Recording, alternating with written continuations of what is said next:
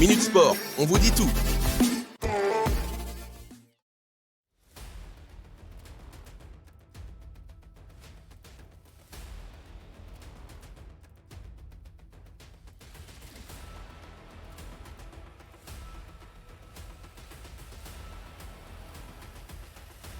Alors que Kylian Mbappé s'était finalement mis d'accord avec le PSG l'été dernier pour rester sans prolonger, on en sait désormais plus sur ce mystérieux deal. Mercredi soir, après la victoire du PSG au Trophée des Champions, celui-ci déclare : « Je n'ai pas encore pris ma décision. Je n'ai pas fait de choix. Avec l'accord que j'ai passé avec le président cet été, peu importe ma décision, on a réussi à protéger l'ensemble des parties et préserver la sérénité du club pour les défis à venir, ce qui reste le plus important.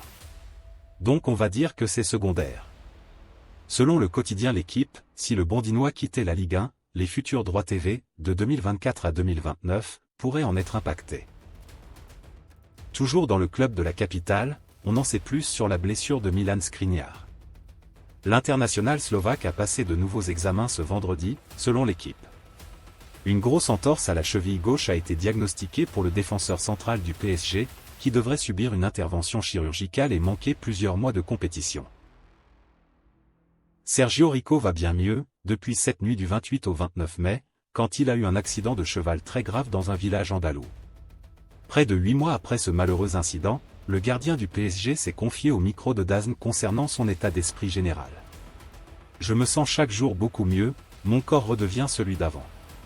Je pense que j'ai récupéré à 90%. Il n'y a aucune autre option dans ma tête. Tous les médecins m'ont dit que je pourrais revenir sans problème. Si eux n'ont pas peur, pourquoi aurais-je peur ? » Le Paris Saint-Germain est manifestement intéressé par le jeune attaquant équatorien Alen Obando, âgé de seulement 17 ans, jouant pour le Barcelona SC. Selon Antonio Alvarez, le président du club équatorien, le club français a fait une offre assez agressive, qui correspond aux attentes du club sud-américain. À 2 jours du déplacement de l'OM à Metz pour y défier Thionville, en 32e de finale de la Coupe de France, dimanche à 14h30, Gennaro Gattuso a clarifié ses désirs concernant le mercato. Le champion du monde 2006 veut un milieu de terrain, possiblement un latéral gauche. Thilo Kehrer rejoint le club monégasque en provenance de West Ham sous forme de prêt avec une option d'achat fixée à 10 millions d'euros. Ce transfert marque le retour de l'Allemand en Ligue 1, un peu plus d'1 an et demi après son départ du Paris Saint-Germain. Ce vendredi soir, l'OL a officialisé les arrivées de ses 2 premières recrues du mercato de janvier, le gardien Lucas Perry et le défenseur central Adrielson, en provenance de Botafogo. Le FC Metz a confirmé le départ de son milieu de terrain Habib Maïga vers le club hongrois de Ferencváros, mettant fin à une aventure de 5 saisons et demie en Lorraine.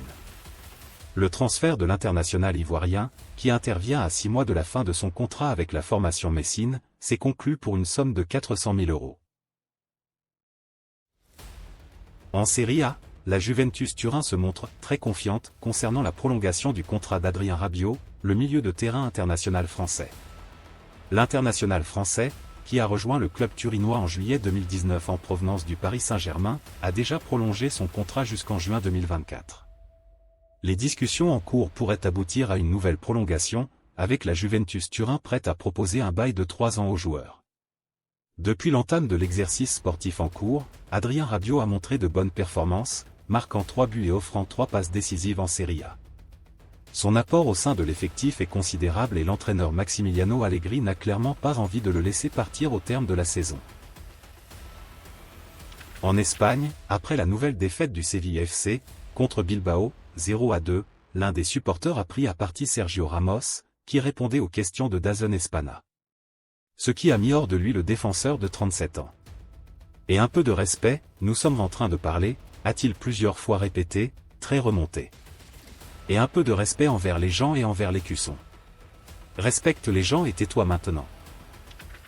En Première Ligue, l'entraîneur de Manchester United, Erik ten Hag, a confirmé des négociations pour prolonger les contrats de Raphaël Varane et Anthony Martial.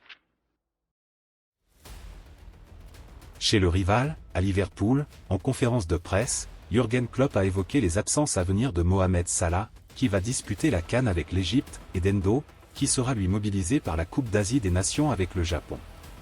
Le technicien, en plaisantant, n'a pas caché qu'il souhaitait une élimination de ces deux éléments dès la phase de groupe des tournois.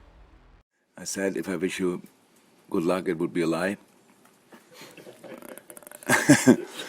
Not what I do, obviously, but yeah, from a personal point of view, I would be overly happy if they go out after group stage, but it's probably not possible. So it's fine, and then they can go and win it as well. So, good luck. See you, and Pour finir, Fernando Diniz a été licencié de son poste à la tête du Brésil, selon une source au sein de la Confédération brésilienne de football, qui s'est confiée à l'AFP. Dorival Junior, entraîneur du Sao Paulo FC, serait le grand favori pour le poste.